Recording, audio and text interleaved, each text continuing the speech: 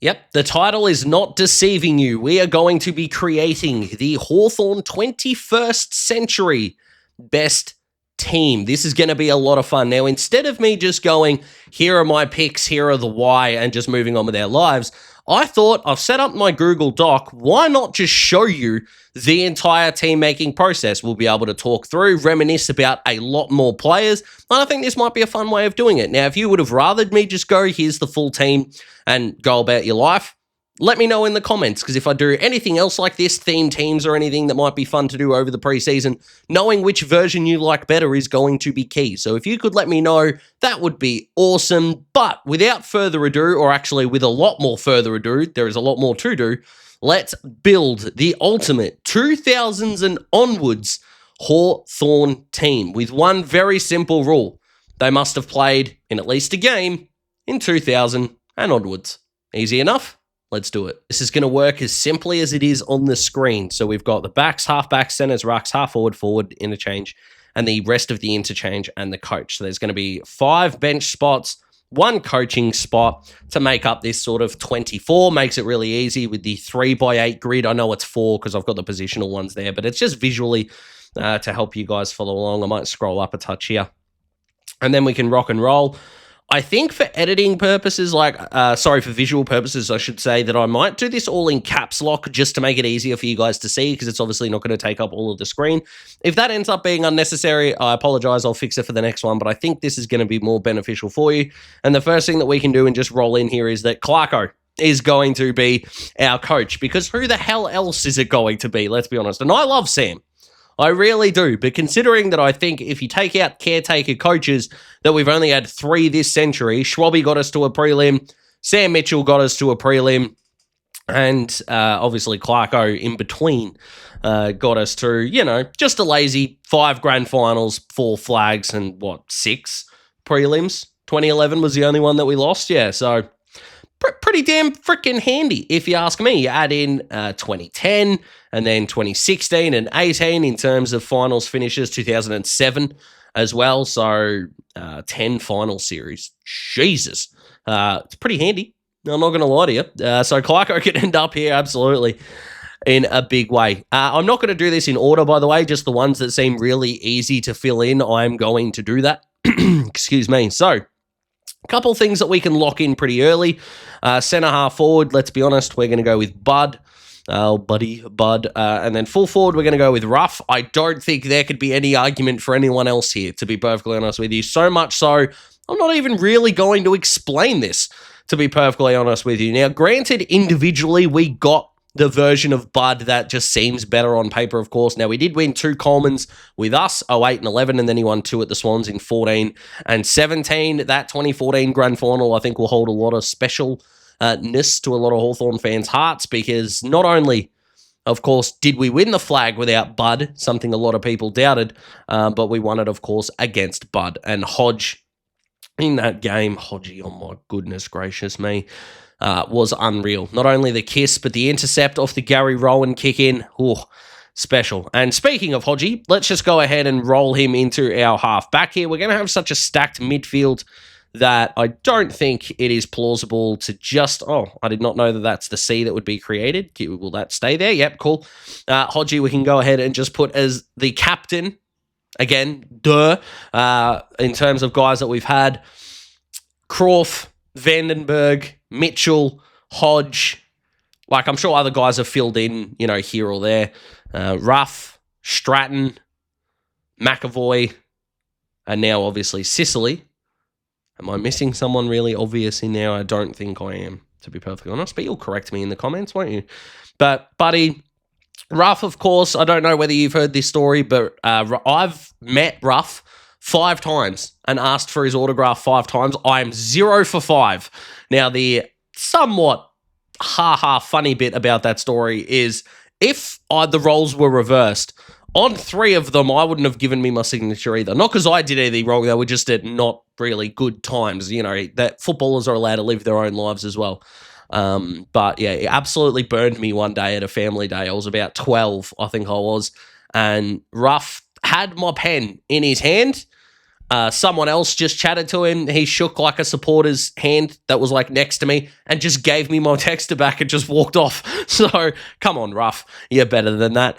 In terms of our small forward positions, I feel like these are going to be really easy to fill in as well. Let's just go ahead and put Junior, of course, the master himself, and then Punky.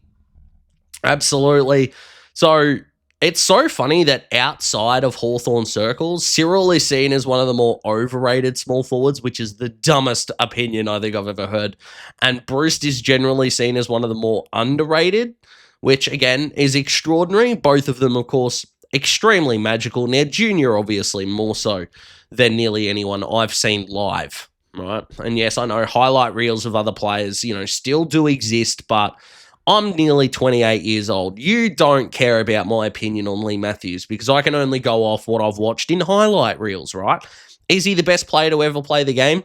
If you think so. If you think it's Carey, if you think it's Ablett Sr., if you think it's Lockett, Dunstall, whoever you think it is, you're correct, right? This isn't MJ versus LeBron. It is not a monopoly of two players that everyone is set out to kill each other over. But in terms of guys I've seen, from Farmer to Rioli, to Milne, Betts, these kind of highlight-worthy small forwards, Cyril's still number one to me, and that's kind of why I make this channel, because I'm allowed to be biased here. I don't really want to be overly biased on Daz Talks Footy. I want to give equal opportunity for love and respect to everyone. Do not need to do that here. Cyril is better than all of them. Argue with the wall. We can move on from there. But Punky, I mean, what a player. In terms of New South Wales, the rugby background, Cyril always got love for being so hard to tackle, and I agree with that. That's not an incorrect opinion. The amount of love that Punky would get if Cyril was not around, and again, I'm not wishing for that in any kind of way, but in terms of blokes that are hard to tackle, yes, Cyril's one, Punky's two. The 2015 prelim against Freo, the shimmy he does, and I think it was on Lee Spur. I could be wrong on that, but the shimmy he does at sort of that wing half forward is borderline orgasmic to watch. I'm not going to lie to you. It is just so special, so surreal. Left foot, right foot, he was just money from nearly anywhere inside the 40, pretty much. Just a ridiculously clever player. That 2013 grand final, again, where he gets overshadowed. The Isaac Smith goal is unbelievable. Bruce's rove off the tap, and I think it was Sanderland's tap too. I don't think it came from Max Bailey, who I think would have been in that contest, or David Hale, because it might have been forward 50. The ball didn't hit the ground, and it's just, it was so good to watch. I love him in a significant way. So in terms of the forward line, we'll do more on the half forwards a little bit later, a couple of guys to talk about there. But in terms of our forward line fully, we're going to keep it real. The next bit that I think is going to be super easy for us to fill in is going to be this ruck spot. Now, Paul Salmon is available for this conversation. As much as he made our team of the century with, I think, less than 6 years on our list, and it might have been even smaller than that, off the top of my head, I think he rocked up in 96 and left in 2000. So what's that, 5 years? That I also could have my dates wrong there. I really could. But to make the team of the century there shows a couple of things. One, how bloody good Fish was. And two, we have not really been blessed with a lot of really good ruckmen. Don Scott, absolutely not denying that for a moment. But you look at the guys that are eligible for this list, none of them, when they were a Hawk, would be considered all-Australian-esque squad kind of players. Salmon, not really. Did Spider make an all-Australian squad? I could be really wrong on that, but Spider himself is probably more associated with the Saints and the Swans than he is the Hawks. Again, that's just my opinion. Again, Spider was good. I'm not denying that for a moment. Had some very good years. But would he be considered one of the top in the comp when he was there? Personally, I'm not sure that he would have been. You then roll into the trio of Robbie Campbell, Simon Taylor, and Brent Renouf. Of course, Taylor didn't play in that 08 grand final, very unfortunately for him.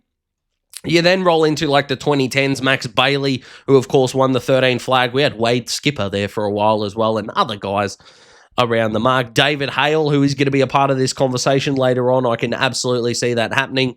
And then, of course, Lloyd Meek, who we've had very recently, amazing, who has gotten probably more All-Australian buzz from the media than any other ruckman we've had on the list. We've also had Ned Reeves, of course, who's been around for a little bit, and other guys that have floated through. But I think the answer to the ruck has to be the ruckman who was a captain, the ruckman who won 2 flags with us, the guy who we gave up Shane Savage and a pick in the teens for, that ended up being Luke Dunstan, so that didn't end up hurting us in any way, shape, or form. But I think we can roll through and say McAvoy in a significant way there. From there, we can go to the backline. Now, I think we've got some interesting discussions to have around key defenders. Again, you're looking at the early 2000s. You've got guys like Jonathan Hay and Jade Rawlings. Both, I think, that age really well as players, given their athletic prowess. Rawlings more in the air and Jonathan more as an athletic beast on the ground. To be honest, Jonathan was an All-Australian, I think, in 2001 off the top of my head. So, extraordinary. We love that in a significant way. Josh Battle, of course, if you're looking at the recent guys, would absolutely be there. In terms of that 08 flag, I'm not sure Stephen Gillam and Tom Murphy belong in this part of the conversation, if I'm being completely honest with you. So, let's go ahead and put Brian Lake in there. Absolutely. Now, from here, let's start filling out a little bit more of this backline, I think. I think we can go ahead and just plug in Grant Birchall here. What a player Birch was, my goodness gracious me. So calm, composed, ball in hand. Underrated, I think, in his back shoulder ability, to be completely honest with you. And I know Jack Scrimshaw's probably got him covered as the baby Birch, as he's lovingly called in some Hawthorn circles, but taking Birch all day. And there for this centre-half back spot is really interesting because you've got, Jonathan Hay, you've got Jade Rawlings. As you rotate through more guys, you get to that 2008 spot. You've got Stephen Gillam, Thomas Murphy. I don't think either of those belong in this spot. Alongside Lake, of course, you've got Gibbo. You've got James Frawley that was there for a little bit afterwards. Ryan Schoenmakers is obviously not going to make this squad. No offense to you, Shoey, but it's just not happening, to be completely honest with you. Ben Stratton, of course, but I wouldn't classify him as a centre-half back. I don't think we'd put Strats in here and move Gibbo to a back pocket. To be completely honest with you, we got obviously Barris and Battle now. Sam Frost we had for a while, obviously. I think the best protocol is to go Gibbo at centre half back and try to fill out these other 2 back pocket spots. I think we can go ahead and try to do that now. Again, you could put Jonathan Hay or Jade Rawlings as athletic third defenders. You really could. Campbell Brown would be one that you could consider here. I don't think Xavier Ellis or Rick Ladson would be options here. Potentially, I don't think so. So you got Brent Guerra, who would absolutely be an option here. Ben Stratton, who would be an option here. Blake Hardwick, who would be an option here. And James Sicily would be an option here. 2 captains in this spot. Now, out of those 4, and I don't want this to be like mud because I'm not saying that for what the teams that we had, the structure was perfect. But I feel like you go, one of them is like Guerra v. Hardwick, and the other one is Sicily v. Stratton.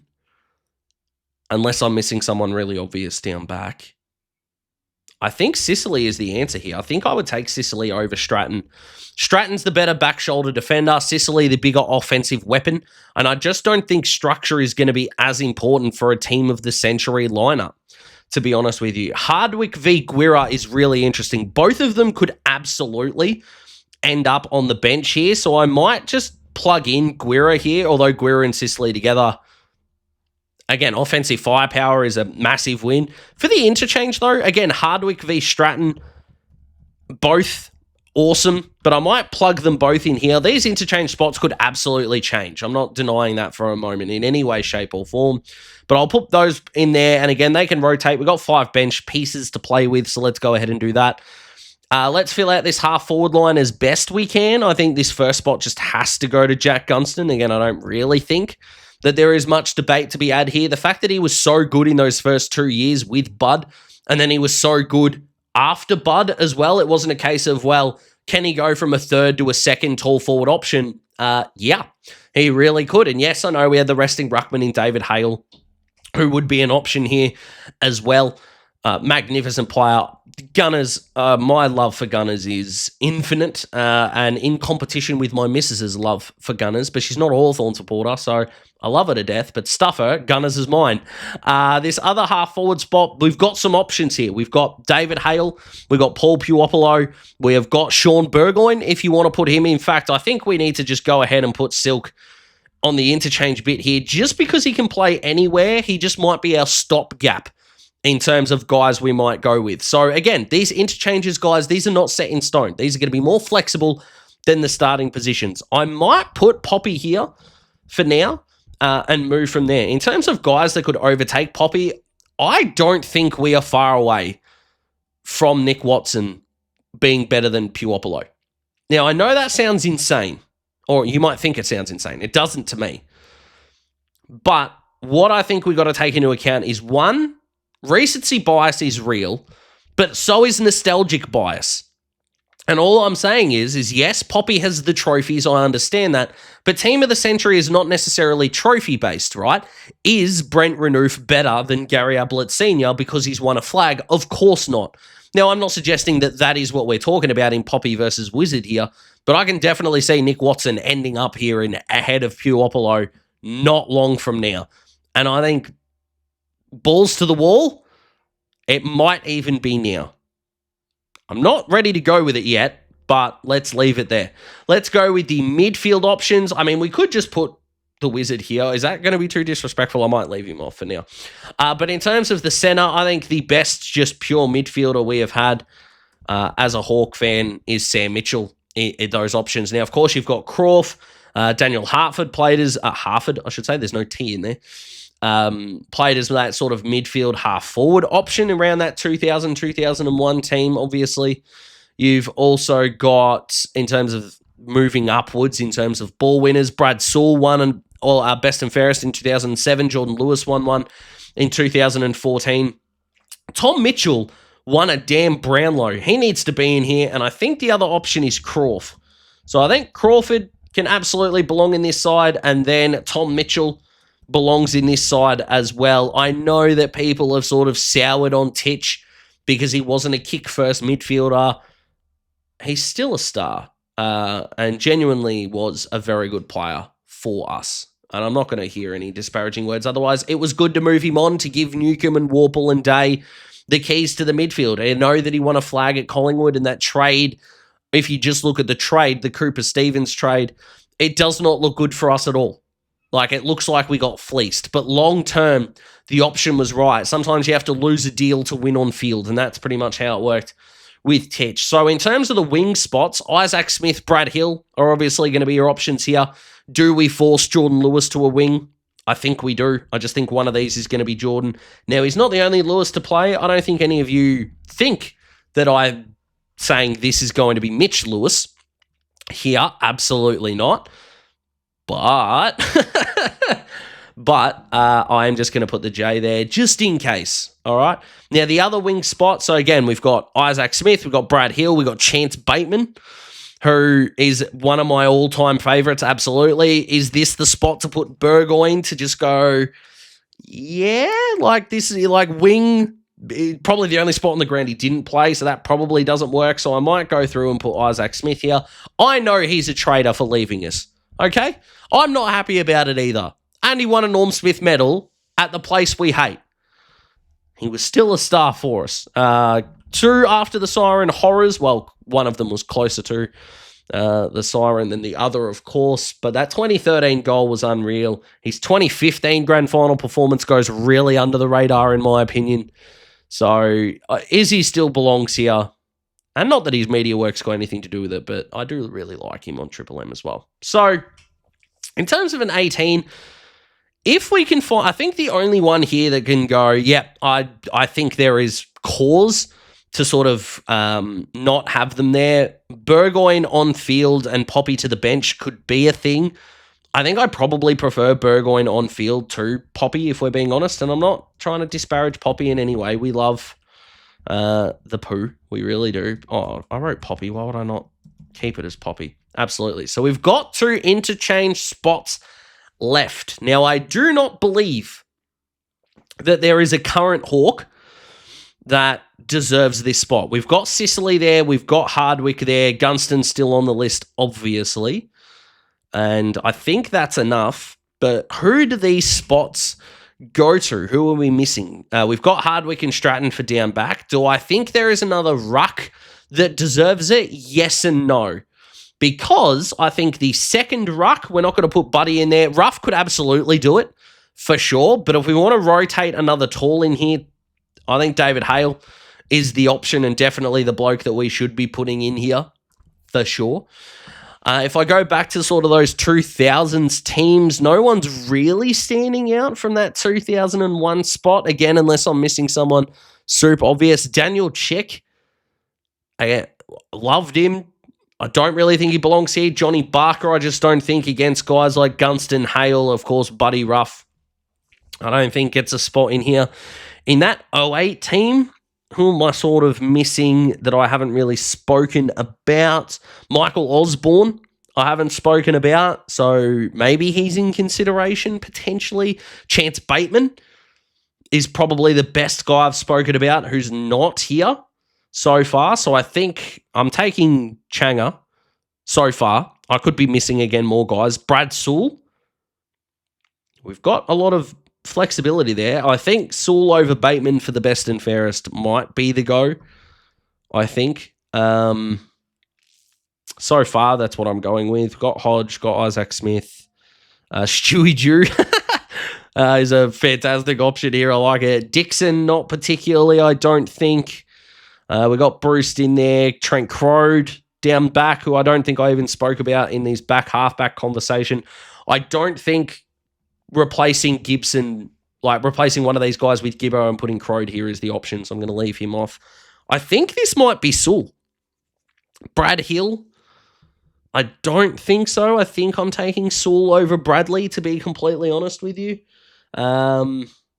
Shout out Ricky Henderson as a guy off the wing, because I'm trying to think of wingmen as well. I think this is just Brad Sewell. And I could be really forgetting someone obvious. That is the fear that I have got, that I'm just blanking over someone that is completely obvious and stupid that I haven't talked about. In terms of premiership players, Will Langford is not going to get a spot in this side, but geez, didn't he have a really good 12 months in 2014? My goodness gracious me. We don't need another ruck option. We got 3 in there with McAvoy, Ruff, and Hale. I think this is just Brad Sewell. I think this is what I'm going to go with. Chance Bateman, ridiculously unlucky. I think Nick Watson can get there. I hope Will Day and Jai Newcomb could look at upending someone. Again, who that's going to be, no idea. Do I want Bateman in over Poppy? I don't think so. No, I don't think so. Off the top of my head, I don't think so. I think this is where I'm going to leave this, guys. And if I need to go back, re-edit and chuck someone in, or if in the comments you're going, Daz, how the hell did you forget about this player? I'm not sure, and I apologize. But Matt Suckling, I haven't spoken about. Taylor Derea, I haven't spoken about. That neither of those two, I think, upend anyone in this side. So I'm going to leave it here. If you want the beautiful graphics about this side, they are on the screen here, guys. But that is it. Thank you so much for watching. I appreciate it. I will see you in the next video, which is going to be a more modern one as we head towards more preseason content. Thank you again. Subscribe if you enjoyed this. Goodbye.